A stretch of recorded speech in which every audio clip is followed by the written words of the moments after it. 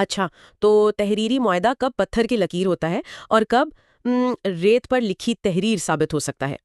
आज हम कानून शहादत के एक ऐसे ही दिलचस्प और सच पूछें तो काफी पेचीदा सवाल का गहराई से जायजा ले रहे हैं। जी बिल्कुल। हमारे पास कानून शहादत ऑर्डर 1984 के वो हिस्से हैं जो ये तय करते हैं कि कब एक तहरीरी दस्तावेज हर जुबानी बात पर भारी पड़ जाती है और कब अदालत कहती है कि एक मिनट रुकिए, हमें तहरीर से हटकर भी कुछ सुनना पड़ेगा। बिल्कुल। और देखिए, ये सिर्फ वकला के लिए नहीं है, ये हर उस शख्स के लिए अहम है जो कभी भी कोई मुआहदा करता है, चाहे वो घर का किराया नामा हो, गाड़ी बेचने का कोई छोटा मोटा इकरारनामा हो, या फिर करोड़ों का कारोबारी सौदा। आज की गुफ्तगू का मकसद यही है कि हम इन उसूलों को खोलें जो आर्टिकल 102 से 116 तक फैले हुए हैं। तो हम ये समझने की कोशिश करेंगे कि कानून तहरीर को इतनी अहमियत क्यों देता है, लेकिन साथ ही इंसाफ को यकीनी बनाने के लिए उसने कौन से खुफिया रास्ते भी खुले रखे हैं। बिल्कुल, आइए शुरू करते हैं। तो आइए शुरू करते हैं सबसे बुनियादी और शायद सबसे मजबूत उसूल से, जो हमें मिलता है आर्टिकल 102 में। ये कानून की एक दीवार की तरह है जो कहती है कि अगर आपने कोई बात लिख ली है तो बस अब वही लिखी हुई बात ही चलेगी। बिल्कुल ठीक कहा आपने। आर्टिकल 102 का जौहर, उसकी रूह यही है कि जब कोई मुआहदा, कोई ग्रांट या जायदाद की तकसीम तहरीरी शक्ल में आ जाए तो उसकी शराइत को साबित करने के लिए सिर्फ और सिर्फ वही दस्तावेज पेश की जा सकती है। अच्छा, कानून में एक बहुत अहम जुमला है, accept the document itself. Accept the document itself. यानी इस दस्तावेज के अलावा कोई और सबूत, और खासतौर पर जुबानी सबूत, उसकी शराइत को साबित करने के लिए नहीं लाया जा सकता। यानी अगर मैंने आपको एक घर बेचा और हमने एक तहरीरी मुआहदा कर लिया तो कल को मैं अदालत में आकर ये नहीं कह सकती कि अरे हमने तो ज़बानी तौर पर यह भी तय किया था कि मैं 6 महीने तक बागीचा इस्तेमाल करूंगी। जी, अगर ये बात मुआहदे में नहीं लिखी तो इसकी कोई कानूनी हैसियत नहीं। उमूमी उसूल यही है। सही। और इसके पीछे मंतिक बहुत गहरी है। देखे, कानून इंसानी याददाश्त पर भरोसा नहीं करता। वक्त के साथ साथ भूल भी जाते हैं। बिल्कुल, वक्त के साथ लोगों को बातें भूल जाती हैं या वो अपने फायदे के लिए उन्हें तोड़ मोड़ लेते हैं। तहरीर एक ठोस, एक गैर मुतगय्यर सबूत फराहम करती है। तो ये धोखाधही और गलतफहमियों को कम करने के लिए है। जी, ये झगड़ों को कम करने के लिए बनाया गया एक बहुत ताकतवर उसूल है। ठीक है, ये तो एक दीवार खड़ी हो गई, लेकिन असल कहानी तो मेरे ख्याल में उस दीवार में पड़ी दरारों की है, यानी वो एक्सेप्शंस। जी, और मेरे ख्याल में आर्टिकल 103 इसी बारे में है। वो कहता है कि जब एक दस्तावेज साबित हो जाए तो कोई जुबानी बात उसकी शराइत को रद्द करने, तब्दील करने या उसमें कुछ जोड़ने या घटाने के लिए पेश नहीं की जा सकती। ये तो दीवार को और भी मजबूत कर रहा है। बज़ाहिर ऐसा ही लगता है। आर्टिकल 103 इस उसूल को मजीद पक्का करता है। इसकी कोई मिसाल है? जी, इसकी मिसाल बहुत वाज़ेह है। अगर तहरीरी मुआहदे में लिखा है कि 1 मार्च को 1000 रुपये अदा किए जाएंगे, तो आप ज़बानी गवाही से यह साबित नहीं कर सकते कि तारीख दरअसल 31 मार्च तय हुई थी। ये तो बिल्कुल सीधी बात है। जी, लेकिन यहाँ एक बहुत बड़ा लेकिन है। अच्छा। और वो है इस आर्टिकल के 6 प्रोवाइजोज, यानी इस्तस्नाई शराइत। अच्छा, तो ये हैं वो खुफिया रास्ते जिनकी आप शुरू में बात कर रहे थे। पहला रास्ता कौन सा है? पहला प्रोवाइजो सबसे अहम है। ये कहता है कि आप कोई भी ऐसी हकीकत साबित कर सकते हैं जो पूरी की पूरी दस्तावेज को ही कालादम कर दे। यानी दस्तावेज को ही गलत साबित कर दे। बिल्कुल। कानून यहाँ कुछ मखसूस अल्फाज इस्तेमाल करता है, जैसे fraud, intimidation, illegality, want of due execution, want of capacity, mistake in fact और लॉ। काफी कानूनी जबान है। इसका मतलब क्या हुआ? इसका सादा मतलब ये है कि अगर आप ये साबित कर दें कि मुआहदा धोखे से करवाया गया, आपको धमकी दी गई थी, वो सिरे से गैर कानूनी था, या आप मुआहदा करने के अहल ही नहीं थे, तो फिर वो तहरीरी मुआहदा अपनी अहमियत खो देता है। एक मिनट, इसका मतलब तो ये हुआ कि अगर मैं किसी से तहरीरी मुआहदा कर लूं, तब भी वो बाद में अदालत जाकर कह सकता है कि एक जुबानी शर्त भी थी। ये तो तहरीरी मुआहदे के मकसद को ही खत्म कर देता है। नहीं नहीं, ये उसके मकसद को खत्म नहीं करता, बल्कि इसे मुनसिफाना बनाता है। अच्छा, कैसे? देखें, कानून एक ऐसे मुआहदे की हिफाजत नहीं करना चाहता जिसकी बुनियाद ही गलत हो। मिसाल के तौर पर, अगर किसी ने आपको ज़मीन बेचते हुए कहा कि इसमें सोने की कान है, और आपने इसी बुनियाद पर मुआहदा कर लिया, जबकि ये बात झूठ थी, तो मैं बाद में उस धोखे को साबित कर सकती हूँ? बिल्कुल। आप अदालत में इस धोखाधही को साबित कर सकते हैं, भले ही तहरीरी मुआहदे में सोने की कान का कोई जिक्र ना हो। यहाँ आप मुआहदे की शर्त नहीं बदल रहे हैं, आप पूरे मुआहदे की बुनियाद को चैलेंज कर रहे हैं। बहुत दिलचस्प फर्क है। तो कानून तहरीर की हिफाजत करता है, लेकिन नाइंसाफी की नहीं। दूसरे प्रोवाइजो का क्या मामला है? दूसरा प्रोवाइजो ऐसी सूरत हाल के लिए है जहां दस्तावेज किसी मामले पर मुकम्मल तौर पर खामोश हो। ये कहता है कि आप एक अलहदा जुबानी मुआहदे का वजूद साबित कर सकते हैं, बशर्ते कि वो तहरीरी शराइत से मुतसादिम ना हो। लेकिन अदालत ये कैसे तय करेगी? यहाँ अदालत एक और चीज देखती है, दस्तावेज की रस्मी नोयत, यानी फॉर्मेलिटी। रस्मी नोयत? इसका क्या मतलब हुआ? इसकी कोई मिसाल है? बिल्कुल, कानून में 2 बेहतरीन मिसालें हैं। पहली मिसाल जी है। آپ ایک گھوڑا خریدتے ہیں اور بیچنے والا زبانی طور پر اس کے صحت مند ہونے کی وارنٹی دیتا ہے. ٹھیک ہے.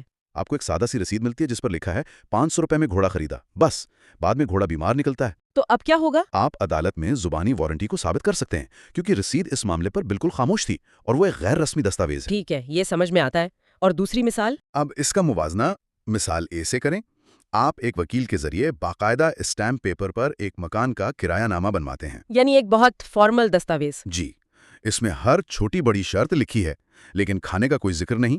بعد میں آپ یہ دعویٰ نہیں کر سکتے کہ مالک مکان نے کرائے میں کھانا شامل کرنے کا زبانی وعدہ بھی کیا تھا. کیوں نہیں؟ یہاں عدالت یہ سمجھے گی کہ چونکہ یہ ایک انتہائی رسمی اور مکمل دستاویز تھی، اگر کھانے کی بات ہوتی تو وہ ضرور لکھی جاتی.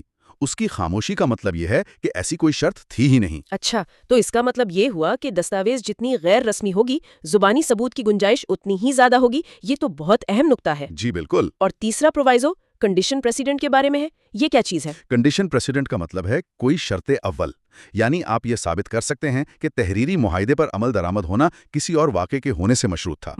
مثلاً ہم اور آپ ایک معاہدہ لکھتے ہیں کہ میں آپ کو اپنی گاڑی بیچوں گا، لیکن ہم زبانی طور پر یہ طے کرتے ہیں کہ یہ معاہدہ تبھی نافذ ہوگا جب میری نئی گاڑی آ جائے گی. اچھا. اگر میں آپ پر معاہدے کی خلاف ورزی کا مقدمہ کر دوں تو آپ یہ زبانی شرط ثابت کر سکتے ہیں کہ چونکہ نئی گاڑی ابھی نہیں آئی اس لیے معاہدہ ابھی نافذ ہی نہیں ہوا. زبردست. تو یہ کافی لچک فراہم کرتا ہے. جی، باقی پرووائزرز بھی اسی طرح کی لچک فراہم کرتے ہیں. ٹھیک ہے. تو ہم نے دیکھا کہ جب دستاویز کی زبان واضح ہو تب بھی زبانی ثبوت کی گنجائش نکل سکتی ہے. لیکن کیا ہوگا اگر مسئلہ معاہدے کی نیت میں نہیں بلکہ خود دستاویز کے الفاظ میں ہو؟ یعنی لکھا تو ہے لیکن سمجھ نہیں آ رہا کہ کیا لکھا ہے. بالکل. یہ ایک بالکل مختلف لیکن اتنی ہی دلچسپ صورتحال ہے. یہاں ہم ابہام یعنی ایمبیگوٹی کے دائرے میں داخل ہوتے ہیں. اور اس کا احاطہ آرٹیکل 104 سے 108 کرتے ہیں. جی، آرٹیکل 104 پہلے تو وہی پرانا اصول دہراتا ہے کہ اگر زبان بالکل واضح ہے اور موجودہ حقائق پر ٹھیک طرح سے لاگو ہوتی ہے تو آپ اس کا کوئی اور مطلب نکالنے کے لیے ثبوت نہیں دے سکتے. لیکن زندگی اتنی سیدھی نہیں ہوتی. اکثر الفاظ بظاہر صاف لگتے ہیں لیکن جب انہیں حقیقی دنیا پر لاگو کرتے ہیں تو مسئلہ پیدا ہوتا ہے. بالکل. اور یہیں سے آرٹیکل 105 کا کردار شروع ہوتا ہے جو لیٹنٹ ایمبیگوٹی یعنی پوشیدہ ابہام کی بات کرتا ہے. پوشیدہ ابہام؟ یہ وہ ابہام ہے جو دستاویز پڑھنے سے ظاہر نہیں ہوتا بلکہ تب سامنے آتا ہے جب آپ حقائق کو دیکھتے ہیں. قانون کے الفاظ ہیں unmeaning in reference to existing facts. unmeaning in reference to existing facts یعنی موجودہ حقائق کے حوالے سے بے معنی ہو جائے. اس کی کوئی مثال؟ ایک کلاسک مثال ہے. الف ایک ڈیڈ کے ذریعے بے کو کراچی میں میرا گھر فروخت کرتا ہے. دستاویز بالکل صاف ہے. ٹھیک ہے. لیکن جب تحقیقات ہوتی ہیں تو پتہ چلتا ہے کہ الف کا کراچی میں کوئی گھر ہے ہی نہیں. البتہ کماڑی میں ایک گھر ضرور ہے جس پر بی کا قبضہ بھی ہے. تو اب دستاویز کے الفاظ بے معنی ہو گئے؟ جی، یہاں عدالت بی کو یہ ثبوت پیش کرنے کی اجازت دے گی کہ دراصل معاہدہ کماڑی والے گھر کا ہی تھا. یعنی عدالت حقیقت تک پہنچنے کے لیے دستاویز کے دائرے سے باہر نکل سکتی ہے. اسی طرح آرٹیکل 106 اور 107 بھی ہیں، ہے نا؟ جی. آرٹیکل 106 اس صورتحال کے لیے ہے جب آپ کی زبان کئی چیزوں یا کئی لوگوں پر ایک ساتھ پوری اتر رہی ہو. جیسے میں آپ سے اپنا سفید گھوڑا 1000 روپے میں بیچنے کا معاہدہ کرتا ہوں. مسئلہ یہ ہے کہ میرے پاس 2 سفید گھوڑے ہیں. اب کون سا گھوڑا؟ بالکل. یہاں ثبوت دیا جا سکتا ہے کہ ہماری نیت کون سے والے گھوڑے کی تھی. اور آرٹیکل 107؟ وہ اس سے بھی زیادہ پیچیدہ صورتحال کے لیے ہے جب تفصیل کا ایک حصہ ایک چیز پر اور دوسرا حصہ کسی دوسری چیز پر پورا اترتا ہو. یہ تو کافی الجھاوا لگ رہا ہے. مثال سے واضح ہو جائے گا. الف اپنی زمین بمقام ایکس جو وائے کے قبضے میں ہے بیچنے پر راضی ہوتا ہے. بعد میں پتہ چلتا ہے کہ اس کی زمین ایکس پر تو ہے مگر وہ وائے کے قبضے میں نہیں. اور جو زمین وائے کے قبضے میں ہے وہ ایکس پر نہیں ہے. بالکل. یہاں بھی عدالت نیت کو جاننے کے لیے زبانی ثبوت کی اجازت دے گی. بنیادی مقصد ہمیشہ فریقین کی اصل نیت تک پہنچنا ہوتا ہے. ٹھیک ہے. تو اب تک ہم نے یہ دیکھا ہے کہ کیا ثبوت پیش کیا جا سکتا ہے اور کیا نہیں. اب ذرا گفتگو کا رخ بدلتے ہیں. ضرور. کیا قانون میں ایسی بھی جگہ ہیں جہاں عدالت کہتی ہے کہ کچھ چیزیں اتنی واضح ہیں کہ انہیں ثابت کرنے کی ضرورت ہی نہیں؟ یقیناً. یہ قانون کے وہ اصول ہیں جو عدالت کا اور فریقین کا وقت بچاتے ہیں. آرٹیکل 111 اور 112 ان حقائق کے بارے میں ہیں جن کا عدالت خود نوٹس لیتی ہے. اسے جوڈیشل نوٹس کہتے ہیں. جی، جوڈیشل نوٹس. عدالت ان چیزوں کو بغیر ثبوت کے تسلیم کر لیتی ہے. اور اس میں کیا کیا شامل ہے؟ اس میں لمبی فہرست ہے جیسے پاکستان کے تمام قوانین، پارلیمنٹ کی کارروائی، مسلح افواج کے جنگی قوانین، تسلیم شدہ ممالک کے قومی پرچم اور یہاں تک کہ سڑک پر چلنے کے اصول یعنی the role of the road. اچھا، تو کوئی عدالت میں یہ ثبوت نہیں مانگے گا کہ پاکستان میں گاڑی سڑک کی بائیں طرف چلائی جاتی ہے؟ بالکل، یہ ایک مسلمہ حقیقت ہے۔ اسی طرح آرٹیکل 113 کہتا ہے کہ جن حقائق کو فریقین خود تسلیم کر لیں انہیں بھی ثابت کرنے کی ضرورت نہیں۔ یہ تو بہت منطقی بات ہے، اس سے کارروائی تیز ہوتی ہے۔ جی لیکن اب ہم اس گفتگو کے آخری اور شاید سب سے طاقتور اصول کی طرف آتے ہیں، قانون امتناع یعنی اسٹاپل۔ آرٹیکل 114۔ جی، یہ صرف قانون کا اصول نہیں لگتا بلکہ انصاف اور دیانتداری کا بھی اصول ہے۔ آپ نے بالکل صحیح کہا۔ اگر ہم اسے بڑی تصویر میں دیکھیں تو اسٹاپل قانون کا یو ٹرن پر پابندی کا اصول ہے۔ یو ٹرن پر پابندی دلچسپ ہے۔ جی، یہ لوگوں کو اپنی کہی ہوئی بات سے مکرنے سے روکتا ہے، خاص طور پر جب آپ کی بات پر بھروسہ کر کے کسی اور نے اپنا نقصان کر لیا ہو۔ اس کی قانونی تعریف کیا ہے؟ وہ تھوڑی پیچیدہ لگتی ہے۔ میں اس کا خلاصہ بیان کرتا ہوں۔ قانون کا جوہر یہ ہے: when one person has by his declaration, act or omission intentionally caused or permitted another person to believe a thing to be true and to act upon such belief۔ کافی لمبا جملہ ہے۔ اس کا سادہ مطلب یہ ہے کہ جب آپ اپنے کسی قول، فعل یا حتیٰ کہ اپنی خاموشی سے جان بوجھ کر کسی دوسرے شخص کو ایک بات سچ ہونے کا یقین دلا دیں اور وہ شخص اس یقین کی بنیاد پر کوئی قدم اٹھا لے تو بعد میں آپ کو یا آپ کے نمائندے کو عدالت میں اس بات کی سچائی سے انکار کرنے کی اجازت نہیں دی جائے گی۔ تو آپ کو بعد میں سچ بولنے سے بھی روکا جا سکتا ہے، صرف اس لیے کہ آپ نے پہلے جھوٹ بولا تھا؟ بالکل، کیونکہ قانون اس دوسرے شخص کی حفاظت کرنا چاہتا ہے جس نے آپ پر بھروسہ کیا۔ اس کی کوئی مثال ہے؟ اس کی بہترین مثال قانون میں ہی موجود ہے۔